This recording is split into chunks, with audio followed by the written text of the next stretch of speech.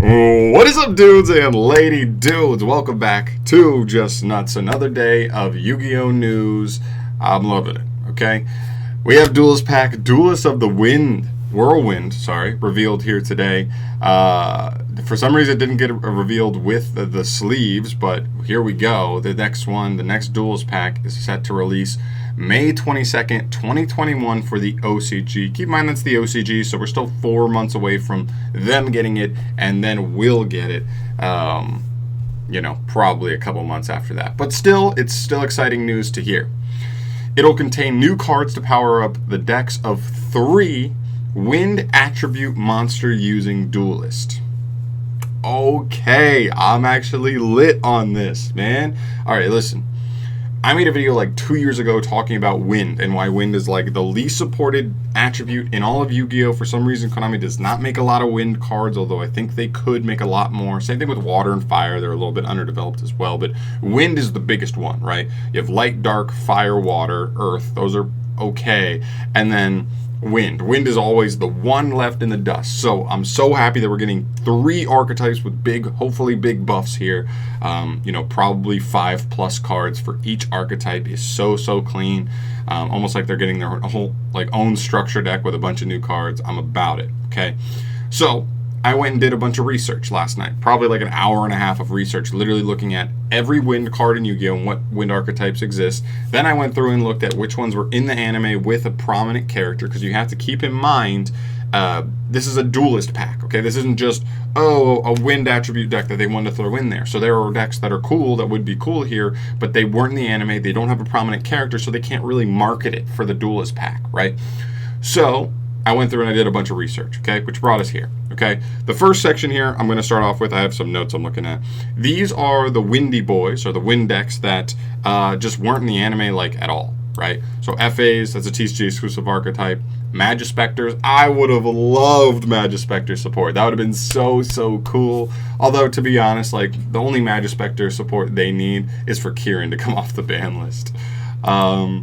Next up is Ritual Beasts. I never realized that Ritual Beasts were never in the anime. So, yeah, unfortunately, that's another one that could have been really cool if they got, some nasty extenders. Because it's a very linear deck with, weird combos. But, with repetitive combos. So it would have been cool to get extenders to help play through Disruption. Maybe have some different, a couple more, varying combos as well. But, okay, fine.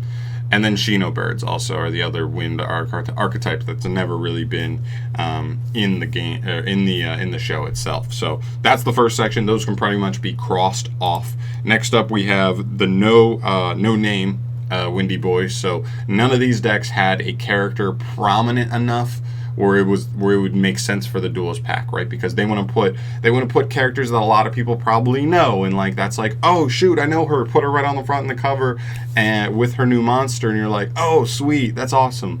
But these archetypes apparently never had characters that were too prominent. And I'm just going off of what Yu-Gi-Oh! has said. They said they've been in the anime, they just don't have a character listed with them, so I don't think they were just with an important character at all. At least that's what I'm taking from it. So obviously correct me if that's wrong, but I'm just going off of Yu-Gi-Oh! Because I haven't watched all these animes. Because after 5Ds, I think the show definitely lost its edge a little bit. Anyway, Gusto is here. This was an interesting one because they did get 3rd in the structure deck poll, so I thought they'd get support somewhere, but I don't think this is it, but maybe we'll see it somewhere else. Mecha Phantom Beast. They just got a Rorodon. They have some interesting cards, like O-Line could come back, Tetherwolf gets you tokens. They could do some interesting things with 5 new cards for sure, but no, it doesn't look like that'll be there. Mist Valley is another one that's kind of cool. We've seen a couple cards like Avian and the, Thunderbird do some crazy loops and stuff, but I think they want to stay away from allowing decks to loop, so I'm not surprised if this doesn't end up in there. And then Smorg is the last one. The only thing I want to say about Smorg is no matter what happens here, Smorga could be on the precipice of being incredibly important in the game of Yu-Gi-Oh! We've just seen Lira Lusk be kind of on the verge of just climbing right into the meta and saying, I'm here now, don't sleep on me. And he is the base of that whole deck. If he doesn't exist, the deck doesn't exist. I'm telling you that right now. But you can make him essentially with any wind. I know he takes a winged beast monster to make, see? But we have harpy conductor, which is a link to winged beast, but it only takes wind. So honestly, he only takes winged beast, but you can make a winged beast just by playing a deck that only plays winds. So yeah, all these decks should be able to still get you to some more, so keep that in mind. Next up are the decks that just too recently got supported. So armed dragons would have made sense because Chaz would be a great character to throw on the front, but we just got the armed thunder dragons. Dragoonity just got the structure deck in the OCG. We'll get it imported here in the TCG shortly, I would imagine. And Wind Witches just came out in Blazing Vortex as well as the armed dragons. So yeah, we can cross those out, which takes us to the last section that kind of crosses these decks off, which is the not entirely windy boy strategies, right? Gladiator beasts are interesting because they have a couple of wind monsters. I put Geysiris here. He's actually dark, but he's kind of has that wind theme. But you have Bestiari and a Quest and one or two other ones. There's a handful of wind ones for Gladiator beasts, but they're not really a wind archetype. But you never know how stern Konami's going to be when they're deciding which wind decks to actually throw in here.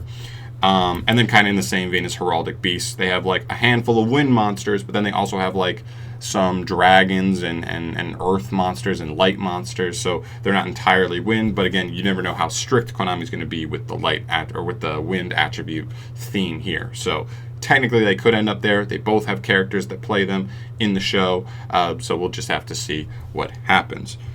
But finishing up there takes us to our actual 6, what I think are the 6 most likely strategies to end up in this pack. First off, Battle Wasps. They were played by a character. They're very cool. They came out 2 years ago. They actually have some interesting cards. I mean, they just straight up have some of the Battle Wasps literally just say, if you control an insect, special from hand. This guy is a Rhoda on summon, or a Stratos on summon, and he's just a walking impermanence. He just does tribute an insect to negate an effect monster till the end of the turn. And he's a tuner. This card's actually kind of crazy. So the Battle Wasps do have a couple cards. We have some generic insect support. I'd love to see this. They don't really have a legit win condition. I don't like that their deck is a lot predicated largely on burn. They need to have actual disruption and ways to kill your opponent, really. So I'd be curious to see if that ends up in there, but that would be a cool one for sure. I've always liked insects, but they haven't been good ever since I started playing the game. So yeah. Next up is Harpies. Now, I know what you're saying is, John, this could have fit into the most recent support one, because isn't it 2019, the beginning of 2019, we got them in the Duelist-Pack, the last legendary, one of the later legendary duelist Sisters of the Rose. They got support. And I hear you, but listen, this is a wind legendary duelist set. And you literally think in your mind, what is the best character they could ever try to put on this cover? It's probably My Valentine. It just is. I don't know if they will, but it's Harpies, man. Mai may be the 5th most popular Yu-Gi-Oh character of all time. I mean, really, seriously, you look at it's probably mostly original duel monsters. So it's Yugi, Kaiba, Pegasus, Joey, Mai. Those are probably the 5 most popular characters of all time. Maybe. I mean, maybe Zane from GX and Jaden from GX climb up in there, but get close. But if you're just looking from the original show, this could be clean, and this is probably the staple, most popular wind archetype in the game, right? So I think there's a good chance here. I mean, I love Harpies. I wouldn't be mad about it, but I'm just saying this would be the biggest name they could put on the cover and just be Wind said, boom, My Valentine, and we'd be about it, right? So, plus I think Harpies are actually a pretty cool engine already. If they just got 1 or 2 other extender cards or a new boss monster, they might be looking kind of clean with the Smorg stuff and maybe Tri-Brigades. I don't know. Next up, potentially the most important one here, Lira Lusk, okay? Lira Lusk actually have not that many cards in their archetype, so this would be a great one to just get another cluster of cards to add on to the core that they have. But this is the newest version of a crazy deck. This is apparently the best Tri-Brigade version in the entire game, because this deck actually has been competing, getting second places at tournaments, making top cuts in MBT's 128-man tournaments. Those tournaments are mostly rogue, but still, you got to be better than other rogues, and if you're the best of the rogues, you might actually be meta contending. So it's a really good deck. If they got more cards, it'd be even crazier, but we'll see. It's definitely an archetype where I look at it and I'm they could use more cards, for sure. I like their designs. They're cool. So yeah, Lira Lusts up next. Speedroids. Now this is one that's like I think could be pretty likely here. This is a pretty popular archetype, but not just popular for fans, but also popular for Konami. For some reason, Konami's made 1,000,000 Speedroid cards. I think they actually have 35 cards, which is insane. They have like 15 extra deck monsters. They've got like 15 main deck monsters, and they got some spells and traps. It's actually insane. They actually have some insane cards as well. You have like Terror Top. I know it's at 1, but Taka Tomborg is also a really nice extender. They have some nice cards, but if they got some additional ways to play through Disruption, they have some powerful cards. Seriously, they have the new guy that like wipes boards. They can go into Crystal Wing fairly easily. Like they have some plays. So I'd be very curious to see what happens here if they ended up getting selected. Symphonic Warriors. This was played like I guess by like somebody in an anime. I don't know. I've always thought these designs were like cool and creative, but really you only ever really saw this guy and the other guy, the microphone, played in stuff like ABCs, and like I guess sometimes what is it? Cyber Dragons sometimes, I guess they could have been played in. I don't know. They're fine. They're cool. I don't know if they're popular enough for them to end up in here, but they do have a character that played them in the anime. They are wind, and they fit the mold, so why not? And I think the last one here, yeah, is yosenjus. And I think yosenjus have a pretty good chance. Yosenjus almost give off a similar vibe to speedroids. Like, Konami has, like, randomly made, like, 20 cards for yosenjus. They actually have a decent amount of cards. They have this cool... They have such an interesting mechanic that, like, no other deck plays like them there. So...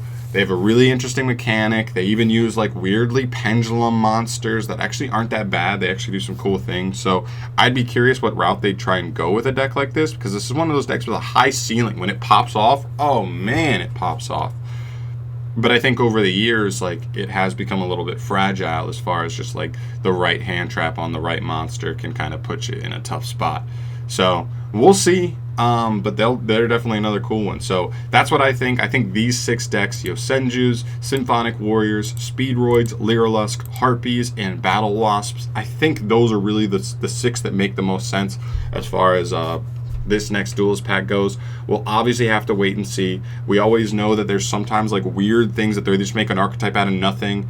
Not nothing, but like maybe there was one card that an anime character played, and they decided to just turn into a whole archetype. I mean, look at stuff like Thunder Dragon. They just took one monster in Thunder Dragon that's insanely old and just said, we'll just make it into a new archetype.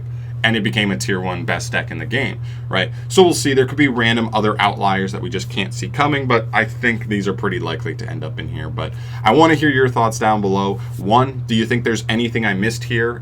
You know, I did go through every wind monster, but obviously I could have missed something because I was kind of skimming.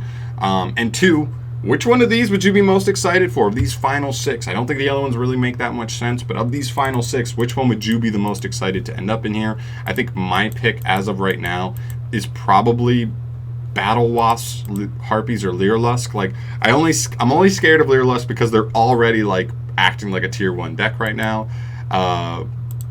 But Battle Wasps would be so cool to actually have like an insect deck that's like really strong. I definitely would be curious about that. But that's going to end it off here, guys. I don't want this video to get too long. Thank you so much for watching. As always, if you want to see more news/discussion videos like this one, subscribe to the channel down below. I love you guys. Thank you so much again for the support. I will see you in the next video. Peace.